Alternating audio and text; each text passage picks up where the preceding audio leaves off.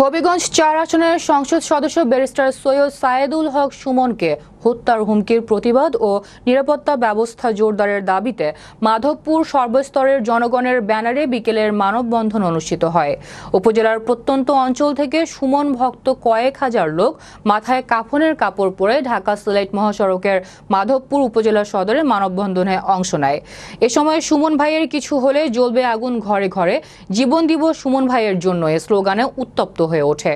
মাধবপুর পৌরসভার সাবেক মেয়র শাহ মোহাম্মদ মুসলিম এর সভাপতিত্বে প্রতিবাদ সভায় বক্তব্য রাখেন বহরা ইউনিয়নের চেয়ারম্যান আলাউদ্দিন, উপজেলা আওয়ামী লীগের সহসভাপতি সৈয়দ শাহ হাবিবুল্লাহ সুজন, হরিপুর ইউনিয়নের চেয়ারম্যান ফারুক মিয়া, আসাদুজ্জামান গেন্দু প্রমুখ।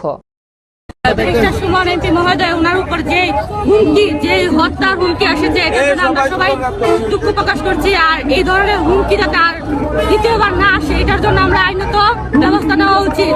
আর উনি যদি কিছু হয় আমরা